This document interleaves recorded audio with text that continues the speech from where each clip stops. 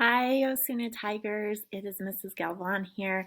I am so excited to read chapter 7 of Fenway and Hattie to you.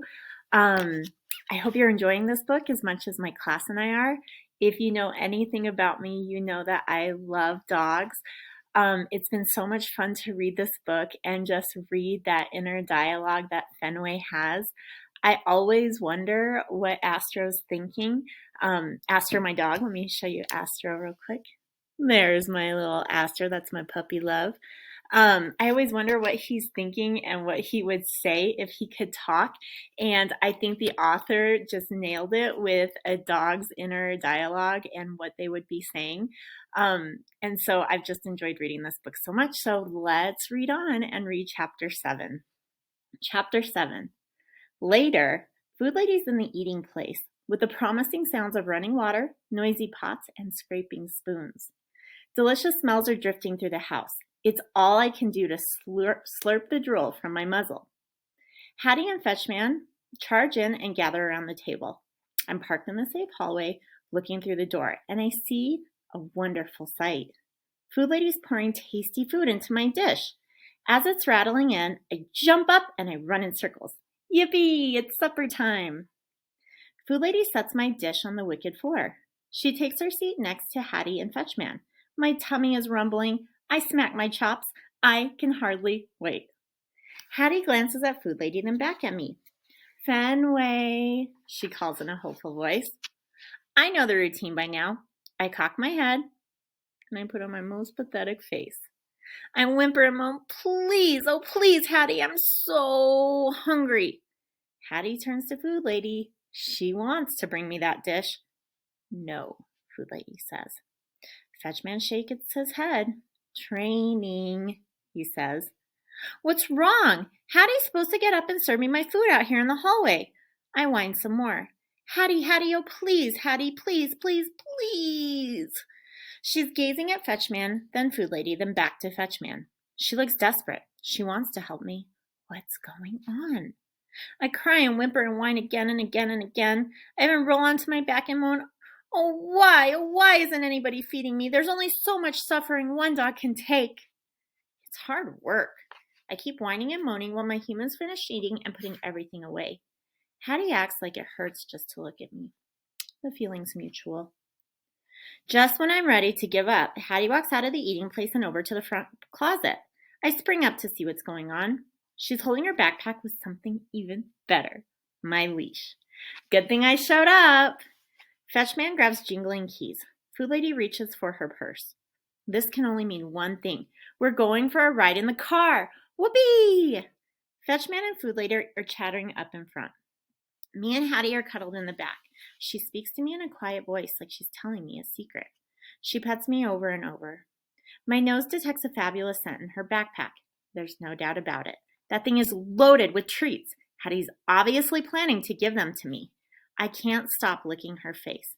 This is the way it's supposed to be. My Hattie is back.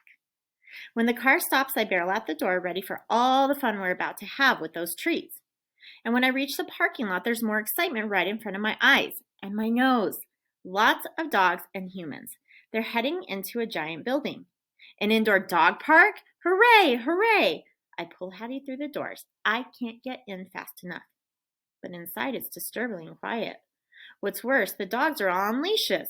What is this place? I say as we approach a yellow lab. After we politely sniff each other's bums, he tells me his name is Lance. He's with a tall human who smells like hamburger. Dunno, dude, he says. But then again, I rarely do. Well, it's going to be wonderful, I say. He gazes at me blankly. Huh? I nuzzle Hattie's leg. This is my short human. Her backpack is full of treats. He perks up. Treats? Awesome. Food Lady and Fetchman are speaking with some other humans. One of them is tugging a leash of a basset hound who looks like he wants to run away. Does he know something I don't?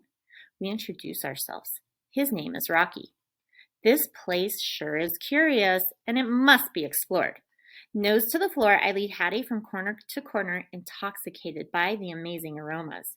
Every single inch of this space smells like dogs, all kinds of dogs. I whiff I detect whiffs of schnauzers and boxers and poodles and every other breed I can imagine. Even more than I've ever smelled before.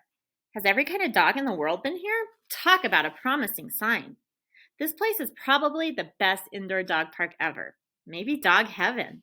As I continue to sniff, I discover something even more incredible. Treats! And not just the delicious kind in Hattie's backpack. Wowee! It's a smorgasbord of dog treats. Cheesy, livery, beefy. The smells are totally overwhelming. I pivot and jump up on Hattie's legs. This is going to be mind-blowing, I bark. I can hardly wait for all the fun to start. She looks around uneasily and shifts her backpack to the other shoulder. She smells nervous. Why isn't she more excited? And more important, why isn't she handing over those treats? Suddenly, I notice that one human is striding toward us very purposefully. Like maybe she wants some treats too. Well, she's going to have a fight on her hands. Or maybe not. The one human's energy is friendly, yet her posturing is telling me to stay on guard. Bad combination. She starts talking, and Hattie's treating her like she's very important. She says that mysterious word, training, too. Hattie grips the leash tighter, like she wants to keep her loyal dog close. There's something puzzling about this one human. Besides the fact that she smells like the same wonderful combination of dogs and treats as everything else in this place. Then all of a sudden she turns and begins talking to everyone like she's in charge. All the humans fall for it. They go quiet, staring at her with rapt attention. The dogs, not so much. Rocky digs his hind claws into the floor like he's being dragged into the vet's office. The roundest beagle I've ever seen turns to me with noticeable effort. Did I hear something about treats? I pounce on my paws. You bet, I say, tons of them. I smell them with my own nose. Good, I'm starving, she says, but there better not be any work involved. I don't do work. I gaze at her bewildered. She tells me her name is Sadie. The one human keeps on talking, and humans keep on listening, and the dogs have no idea what's going on. Do the humans expect us to just hang out and wait patiently? It's the very definition of impossible. All of the dogs start barking at once. I want to go home, Rocky howls. Lance jumps up on the human's leg, nearly knocking him over. Where are the treats? He barks. I hope I don't be expected to run around or hop on anything, says Sadie, sprawling out and yawning. That's not how I roll. Hold on, you guys, I say. I have a good feeling about this. Rocky stops howling and eyes me with suspicion. Who died and made you alpha dog? I shrink down. Nobody, I mean. Let's give it a chance. A chance, Sadie says, nodding her anxious-smelling human standing next to her. Honey, it's obvious you haven't been around very long. The one human says a magical word we all know. Treats. Every single ear perks up. I spring up, my tail going nuts. See, I tell the others, it's about time, Sadie says, struggling to push herself on all fours. Huh? Says Lance. Sure enough, the humans produce treats, but for some reason, everyone's focused on the one human instead of the dogs. The dogs began jumping and sniffing at the closed fists. Given the totally unfair height advantage, the humans win, for now. I turn to Hattie, who's clutching a handful of very tasty little nuggets. Her face is glowing with excitement. Ready, she asks. I'm so ready, I bark, darting back and forth. She leans over and holds out her fist. Fenway, sit. I leap as high as I can, my nose going crazy. Those are treats in there, all right. The meaty fragrance is undeniable. I nip and nip, but Hattie's hand remains closed. Why aren't those treats dropping into my mouth?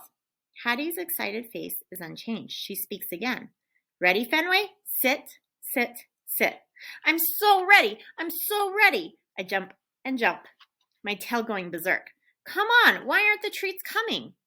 Hattie's cheeks droop, so do her eyes. Is this some kind of game? This isn't very fun for either of us.